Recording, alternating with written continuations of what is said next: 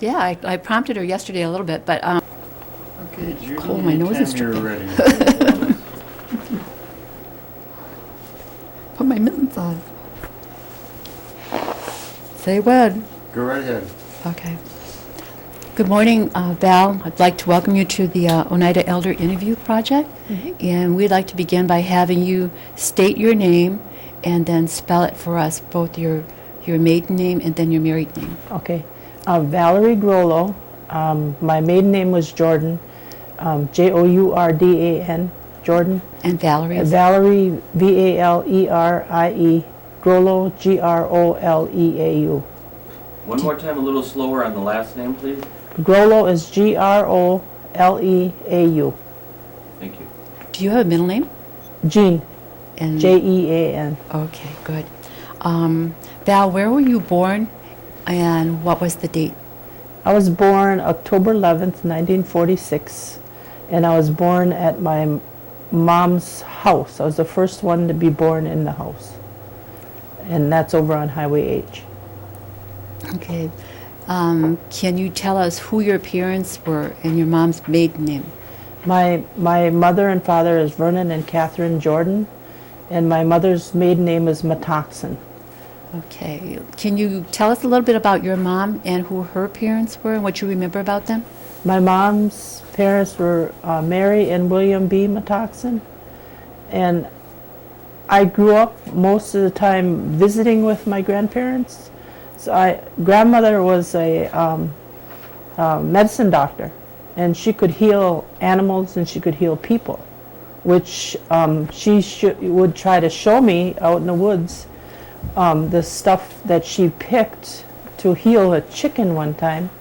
And me and Grandpa went out there and picked out of the woods something. She told him where to go and where it was located in the woods and everything. She knew the woods by heart. And he would go get medicine, and we'd come back and we'd see her heal chickens and people and everything like that. So that's my memory of my grandmother. She was jolly and she was very happy all the time. Very strict. We couldn't do much around her because she was very strict. We would sit and she would sometimes say, children are to be heard, not seen, or only seen, not heard. And so we would sit very quiet because grandmother told us to sit quiet, so we knew better. We had to sit quiet. And did they live close by you or with you or? They live on Ray Road, which isn't that far from us. It's probably maybe 6 miles from us. And so we just had one short ride to get to our grandparents, and we used to go every Sunday. Did they have a big farm or raise animals? No, they raised animals, but like chickens and pigs and goats, but they didn't have a very big farm. It was just a home, a log home that Grandpa built, and to this day it's still standing, but they refurbished it, built over the top of the logs. It's still sitting there. Did that set of grandparents on your mom's side, did they talk about boarding school at all? No, my grandparents never went to boarding school, and neither did my mom or dad. Okay. Did they speak Oneida? They spoke fluent Oneida. My grandparents, sometimes when we would go visit them, they wouldn't talk to us, but in Oneida, and 90% of the time we didn't know what they were saying. And if we wanted something from my grandfather, he would say something in Oneida, and we had no clue what he was saying. So we would have to guess, and we'd guess like, was it this or was it that? And we'd finally get it, and he'd let us have whatever we were asking for. But he wouldn't until he spoke to us in Oneida all the time. But they did speak English also. Yeah. And my father knew how to speak fluent Oneida, but he wouldn't speak it. Okay. Your grandma Mary, then her husband was, you described her a little bit as happy-go-lucky and Yeah. jolly and helpful. What was your grandpa like? Grandpa was quiet. Most of the time he spent his time outside with his animals that he did have, or just putzing around out in a little shed he had. He didn't converse with us that much. Only when it was time to eat, he'd come in and eat with us. And but most of the time he was very quiet and to himself. Do you know how they were able to take care of themselves, or did they, either one of them, work? That I don't remember, but my grandpa, I think my grandpa did work, but I'm not real positive where. I don't remember that. Okay. That's too long ago. Okay, then we'll switch over to your dad's parents. What do you remember about them? I don't remember a whole lot about my dad's parents at all. I know my grandmother, Elsie, was blind, and she could weave rugs, and we used to have to go there and help her sew her strips of rags together so she could make rag rugs. And she did those by hand, and she knew exactly how to make them and how big to make them, and it didn't matter what colors, because rag rugs didn't matter at that point, the color or how they were colored. So we just stripped clothes and old coats and whatever, and we'd just strip it together, and we'd sew it for her, and we'd sew long strips, and she'd make these rag rugs. Was and she sell able to them. sell? Oh, okay. She sold them Yeah. for money. So I don't know what she got for them or anything. I just know she had lots and lots of them all over the house. Was she pretty much confined to the house then? Yes, she was confined to the house. How about your grandpa? I don't remember my grandpa hardly at all. I don't know if he was alive when I was younger or not. I don't recall at all. I can't even remember his name right now. Okay. Okay, we'll go over to your mom and dad. Mhm. Your mom and dad, I just vaguely remember them. What can you tell us about them? Well, my dad was a hard worker. He was always home at 5 o'clock every day from work. He worked in construction at Murphy's Construction Quarry. He worked there making stone, and he went to work every morning and come home at night. By 5 o'clock, he was home every day on the dot. It was just like you could set a clock to my father pulling in at 5 o'clock every day. And we'd have to have supper on the table ready for him. He'd just come in and wash up and sit down and eat. And that was what he expected every day. He's a very hard worker, and he was a gentle man, very loving, and he died like 20 years or so ago, and he had lost his leg when he died, and he was really upset when he did lose his leg to diabetes. And he went downhill after that. He just didn't care anymore. He was a very hard worker most of his life, and that took away his spirit. Yep. How about your mom? My mom was a homemaker. She worked part-time here and there, and did like going to Keeney's farm, and like they shucked corn and picked beans and stuff like that. Keeney's, that was in Seymour, That right? was in Seymour. Right. That's where she worked most of the time. Okay. Or Bishop's and Black Creek. Yeah. The same kind of job. How many children are there in your family? And if you could you list them at like the oldest down to the youngest? Yes. Altogether there was 14 of us, children. Florence, Florine, and Mary Agnes all died Mary Agnes died at birth, and Florence and Florine was 6 months old when they died. My oldest brother is Kermit. Then Linky, Hubert, he passed away. Hubert, Randy, then me. I gotta use my fingers. Then Caroline, Elaine, Alois, June, Marv, and Clint. Clinton's And youngest. don't ask me their ages because I couldn't tell you that. Okay. With that many kids, that was a lot of work to feed and clothe that many kids. Oh yes, it was. Yeah. What do you remember about some of your household chores and what it was like growing up with that many children in the house? Well, for some reason, I was the chosen person that did the cleaning and the cooking while my mom was gone. I got chosen for some reason. I don't know why, but I was. So if she was not home when I got off the bus, I would have to start supper and get supper ready to make sure my dad ate at 5 o'clock. And then when that was done, I used to have to go out to the pump, and because back then we didn't have running water, we had to pump our water. I had to bring the water in to do the dishes after supper was done. And then after supper was done, I could sit and do my homework or watch TV. If we had a TV, we got a TV when I was 10. So I remember this big, huge box, my dad bringing in a little bitty round TV about so big, came in, and we were all just overjoyed just to be able to watch TV. Before you got the TV, what kind of games and outside activities did the kids do? Well, we played a lot with the neighbors, which was the Corneliuses and Skylers. Skylers. And we played kick the can.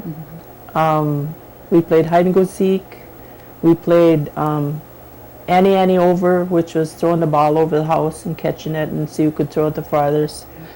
Draw a circle Draw a circle. on the old man's back.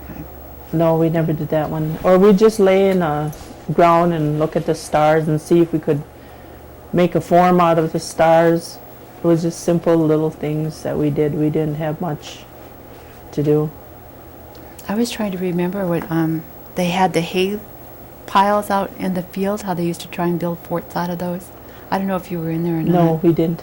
Okay. We played in a cornfield. We had a cornfield between our house and the Skylers, and in the back, because they grew corn back there, and we'd go back in there. We never thought of picking the corn to eat it. We just wanted to play in a field, and we'd run and we'd play and hide from each other in a cornfield and see if we could find each other. I remember doing that. And then all of your family went to Chicago Corner School? Chicago Corner School. What was that like? That was a 2-room school. We had 2 teachers, one for the younger kids and one for the older kids. I think 5th through 8th grade was on one side and 1st through 5th grade was on the other side. And there was only probably 8 of us, if that. That might be counting too many, but I remember 8 of us at one point. And we had one teacher, her name was Mrs. Ryan. I remember her well, very well. We all do. Do you remember those music classes? They'd have it on the air? Listen to it on the radio and we'd sing along with them? No, No? No. Okay. What was Howdy that other- Doody. No, it was the regular music. It came out at Oh. a certain time of the day. How about the other teacher? There was Mrs. Ryan. Wasn't there a male teacher there? Mr. Lucas, was it? Yeah, I think there was. At one Okay. point. And then the kids that went to the school, didn't they have specific duties that some of them had to come in and start the fire or different things? They had to start the fire and they had to pound the erasers and clean the erase board for the teacher. I remember that. I don't remember anything else. Do you remember any of the activities where, okay, there was Scanadors next to you, Yes. and then down the road was Smith, Big Sal and his family, Yes. or that family, Smith, and the Danforths. I don't know if they ever went, but Cornelius, I remember that when they, Cornelius's. yeah, with that big, when they had the horse and they'd pull the stone boat for like a hayride or No, sliding. I don't Did you ever remember go that. sliding over No. on down John Rice's Hill? Oh, yes, yes. Yeah, We that used was to a go on biggie. John Rice's Hill. And I remember when I was a child, and they say way back then we had snow. Well, we had snow.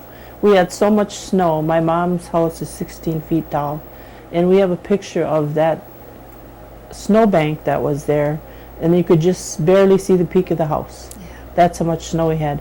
I remember my dad, when we'd leave, he'd pull out to the end of the driveway, and somebody would have to get out of the car and look down the road to see if a car was coming to see if he could pull out. That's how much snow we had. Yeah, nothing like today. Nothing like today at all. The children went to Chicago Corners. Did your mom and dad ever say where they had gone to school? My mom and dad, I think my dad went to Seymour because he lived over on H on a farm. Well, no, not on a farm. Next to a farm he lived, and his dad worked a farm when he was younger. That now that you say that. And he lived there with his mom and dad for years, and then his brother Hank Jordan moved in there later, and now I think the house is tore down and Yvonne lives there. Okay. And that they both, your mom and dad both spoke Oneida, right? My mom understood Oneida and spoke very little Oneida, but my dad could speak it fluently, but he wouldn't speak it. Teach you. He would not teach us because he was ridiculed when he was a child for speaking Oneida. He would go to the store for his mom, and because he spoke Oneida, they would not give him anything. He'd ask for bread in Oneida, and they wouldn't give it to him until he spoke English, so he'd have to go back home with nothing, which was quite a jaunt, because towards Seymour to Oneida is a ways, and he would have to walk. Yeah. So he'd go home without the bread because he didn't know what they were asking him to say. So he never spoke to us in Oneida because he didn't want us to have to go through the same thing he went through. So I know very few words only because I learned them as an adult. Okay. Did your parents go to the Tomas's store down by Yes. Chicago Corners? Yes, my mom and dad lived for Moss's store. Yeah. That's where they got a lot of their staples for the week. They would do groceries in Seymour at Don's Quality Store. At that time, when I was younger, it was Don's. But they would go to Moss's for everything else, even gas. Yeah. It was kind of a unique little store. Yes, it was. And very friendly people. And Um, that's when you could buy penny candy. right. For real penny candy. Run over there at recess. Yes. Okay. Do you remember if your parents or your grandparents were ever involved with any of the tribal politics or went and voted in the tribal elections? No, they never were. Okay. What church or religious affiliation were they related? Methodist. The Methodist? Methodist Church. Okay. Both of them? Yes, my dad was, I'm not real sure what religious he belonged to, but he went to that church that used to be over on E and Double E. There used to be a church right next to the cemetery.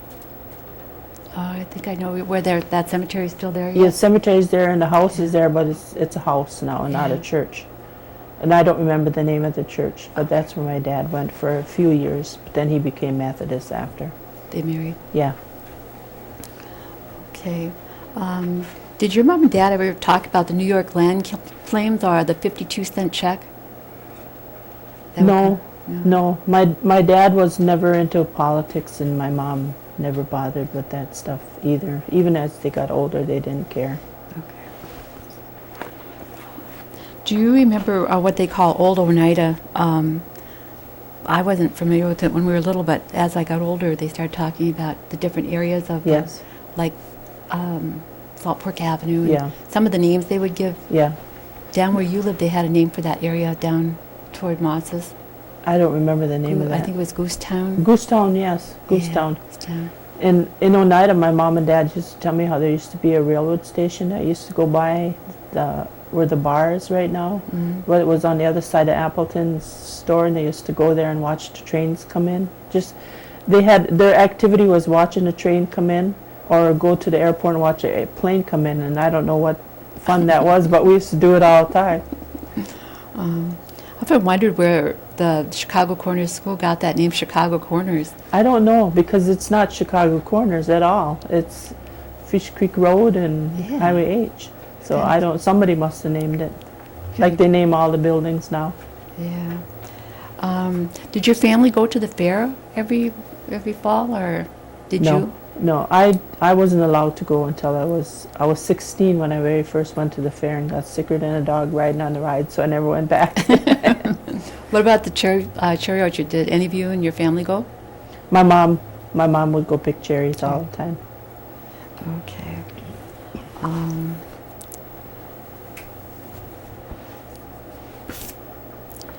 What was it like a normal day, Christmas holiday or church holiday, or some of the holidays that your family celebrated? Well, we celebrated all the holidays. Excuse me. At Christmas time, we would each get a toy, one toy, and most of the time it was something really small. And we'd get from my grandparents, we'd get socks. I remember getting socks every year from my grandmother. Excuse me. dry throat. I should have gave you that water. You want to take a break and I'll Yeah, get yeah. the different holidays that you celebrated? We celebrated all the holidays, and like I was saying, at Christmas time we would all get a toy, and my grandmother for some reason thought we should have socks, which was good because it's probably the Yeah. only pair we had at the time. And for Easter, my dad would boil eggs, and he would hide Easter eggs out in the yard. Every year we'd have a nice enough weather to have an egg hunt, and we'd get to have the eggs that we found. We brought them in, and we would have to make like a salad or something with it because we weren't allowed to. We could each have one, but if we found more than one, we'd have to give them to Mom to make something with. Did you and your family go hoyaning at all? Yes, we did. We went hoyaning every year, and we would walk for miles and miles, it felt like, which it probably was back then. And I remember we would have to go to this one house by my grandmother's house because he gave us these biggest oranges ever. And we'd go down, and his driveway was a really long driveway, but we'd get there and he'd give us an orange. And I don't remember his name or who he was, but I just remember where he lived, down by my grandmother's house off of Ray Road. The long way back. That's how far we would walk. Yeah. But we'd go all over the reservation as far as we could walk. We'd come home frozen with a bag of treats. We enjoyed doing that. Did a lot- I still do that. I still make Hawaiian donuts every year, whether anybody comes or not. But lately, I've had about 30 people show up, which I enjoy doing Yeah. it every year. We had quite a few when we stopped by your house last Yes, year. yes. Do you remember, did most of the people give out donuts, or was it oranges, or was it a variety? It was a variety, but most people gave out donuts. I remember getting donuts, and we just liked going to that one house because that orange seemed so big. I don't know how big it was, but to us it was huge, and we just lived to go to that house. Did your mom and dad practice any kind of the medicines? You said your grandma knew the medicines a My lot. grandma knew the medicines. And did she share that with your parents so that when your kids got sick, they'd use them? In No, we would just go to grandma's and she would give us whatever we needed if we had colds or flus, even earaches. I had a lot of earaches, and grandmother would make up this medication and have my dad put it on a rag and put it on my ear, a warm rag on my ear, and I don't know what it did, but it seemed to break open whatever was going on in there, and I'd get, the next day my ear would feel better, but I don't know what he put on it. Did she use a lot of number 6 at all? Yes, a lot of number 6. We used to get a lot of number 6 from Stanley Webster down the street. My dad used to go down there and get that from him. You talked about the TV. That was a biggie with a lot of us, I Oh, think. yeah. Do you remember anything that stands out in your mind with the TV? With me, it was watching the boys watching wrestling. I used to get a big... Ours was having to watch Cowboys. My dad loved the Cowboys, and we'd have to watch every Gene Autry and what was the other? I just remember Gene Autry and Roy Rogers. Roy Rogers. We'd yeah. have to watch those shows every week. And now to see them, I'm like, oh my gosh, they really were. They looked ridiculous, but yeah, we enjoyed them. Yeah. And we watched Howdy Doody show. Yeah. My brother one time got to be on some kind of show on TV where they test your talent, Uh-huh. a talent show. My brother Hubert, he went and sang on that show. How did he do? He did okay. We thought he did okay, but we got to see him on TV, so we thought that was he was a big Yeah. shot. Must have been in Green Bay. Huh? It was in Green Bay, yeah. That's neat. I don't remember where or anything anymore, but I just remember he got to be on TV one year. He was about maybe 15. And that I can't think of any of those shows. Excuse me. I know they had some like Romper Room where they. Oh yeah, You remember that yeah. one? Yeah. Okay. Now let's go to you. You're married to a Groleau, Yes. and when did you get married? And then just give us a little bit of background about your marriage and who your children are. Well, this isn't my first marriage. I was married years ago, and I have 5 kids. Sherry, Shelley, Shane, Shannon, and Christy. And they all live in the area in Green Bay. And I'm a grandmother right now of 32 grandchildren, and I have 3 great-grandchildren, and I just love each and every one of them. I just adore my grandkids. Who were you married to initially? Eldon Wheelock. Eldon Wheelock, okay. And He is then- initially from Milwaukee, but his uncle Stanley lived out here, and that's how I met him. Okay. And then, so all those children were from your first marriage? Yes.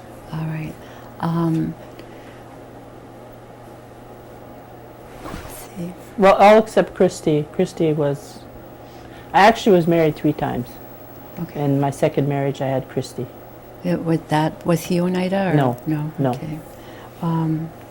So you gave the names of all your children, because I don't want anybody to be upset when they look at your thing and say, Mom forgot me. Oh, no, I gave all the names. Okay. Okay. And they all live around the area. That's pretty nice. Yes. Now, what are the jobs that you've had over the years? You said 22 years in Head Start. That's pretty... 22 years in Head Start. I've actually been a stay-at-home mom. I actually never worked. I tried once to work at the canning factory, but I couldn't stand the noise. It was too loud and it was too fast-paced for me, so I worked one day and quit. I was a waitress once when Christy, my youngest, was born. I was a waitress for about a year. And then I quit that and just was a stay-at-home mom for a lot of years until I got this job, which was 22 years ago. Well, probably going on 23. October is 23 years. And I never worked anyplace else. I just worked for Head Start, and that was it. Okay. But I forgot a portion there. When you went to Chicago I need Corners... a tissue for my nose. Started. I'm getting cold in my nose. Yes, go ahead. You went to Chicago Corners, then did you go to Seymour from Yes. there? When I was in 8th grade, we went to Seymour. Okay. And What was that a like? huge change. Oh, having to go to school from the one room to go to a bunch of rooms and then go upstairs and downstairs to school. It was like I was always forgetting I was a very forgetful child. So I'm always forgetting where I was supposed to be and where I was supposed to go. It was very frustrating until I got used to the routine. But I remember it was such a huge school compared to my little school I was going to. Once you got used to it, did you like it? Were the people friendly? The people were friendly, and I liked going to school with all the different kids and meeting more kids than just the few we had in our rooms, and became friends with a couple kids from Seymour. That's good. Okay. So then we'll go back to the 22 years that you've been with the Head Start Head Start program, yes. Yeah. And you're entering your 23rd year? or- Yes. Okay. You want to give us a little bit of information about the Head Start program and what you do? Well, I started out as a home-based teacher, and what I would do is go into the homes and visit all the children that didn't get into Head Start. So I would have 20 children that I could go visit on the reservation throughout the week. Each child would have an hour, and I would do activities that they would ordinarily do in school and try to get them to learn their colors or match games or write their names, anything that their moms wanted them to learn. I had a few dads where the moms worked and dads were the stay-at-home dads. And from there I went into being a supervisor. I did that for 12 years, and the rest of my years in Head Start I was a supervisor, and then I became the assistant director, and now I'm the assistant director. Yeah. The Head Start program's been around for about 40 years now, hasn't Yes, it's been around since 1965. it? It's a great program. Okay. Do you vote in the tribal elections? Or Yes, I do. Do you attend any GTC meetings? Yes, I do. Okay. Not a whole lot, but I do go. Okay. What's your feeling about the New York land claims? I don't know a whole lot about the New York land claims, but if the land rightfully belongs to the Oneidas, then they should just give it back to the Oneidas without a fuss. But there's such a fuss over it, it wears a person out trying to keep up. Yeah. What's your the New York land claims? What's your feeling, or how do you interpret your feelings about being an elder. I have one lady I called, and she said, I think she was kind of upset that I asked, it's an elder program, and she said, well, I don't feel like I'm an elder yet. What's your feeling? Oh, I don't mind at all, because I enjoy being older, and I just enjoy myself now. And so it doesn't matter to me. My age doesn't matter. It never has mattered to me. My white hair doesn't matter. I don't need to dye it to make it black and any of those things. And I truly enjoy my grandchildren calling me grandma and great grandma. So Great. I enjoy it. What's your, or what does it mean to you to be Oneida? It means a lot to me to be Oneida. I never knew, as growing up, like I said, because my father never wanted us to be Oneida. We were Oneida, but yet he didn't want any of that because of the way he was treated. But growing up, figuring out that we are not all treated that way anymore, and being able to enjoy being Oneida and trying to learn my language. I went to a language class. I took a college class in the Oneida language, and I took culture classes through Head Start. I've learned tremendous, and so I think being Oneida is to be proud who I am. What is your interpretation of sovereignty? The tribe uses it a lot. I don't know, to tell you the truth. Okay. If down the road, when the people look at this video, your children, your great-grandchildren, great-great, what is a message that you would like to leave them with for the future? That education is very important. Get your education and go on to get as much education as you can. As long as the tribe is helping them out, just go forth as far as they can go, and never underestimate what an education can do for them. One of the questions that I forgot to ask was, you've grown up on the reservation and you've seen a lot of changes. What are your thoughts about some of these changes? The changes? Yeah. Some of the changes are, I think, are good for the Oneida people because they have their homes, which they never had before. And one thing that I was told by another tribal member from a different tribe, that Oneida keeps their people furnished with good homes, and they're amazed how nice they look. And I said, well, that's because they have to keep their homes. Once they get them, they have to keep them up, which I think is a good thing to do. And I think that's good, that if people can't afford to buy a home on their own, that you can get it through the Oneida people, and that's taking care of their own, which is very good, I think. And then all the businesses that are ran through the tribe, how many people would be out of work if we didn't have businesses to go to work to? I'd be out of work. There'd be a lot of people out of work, and I think it's good what Oneida has done.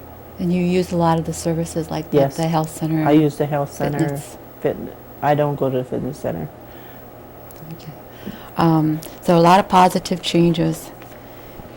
And education is what you'd like to promote. Yes. Yes. One last question. Some of the people are familiar with ghost stories from around the area. Mm-hmm. We call them witch stories, ghost stories, whatever. Are there any that your family is aware of, or you're aware of, that you would like to share? My dad used to tell us about the goat man. Have you ever heard about him? Mm-hmm.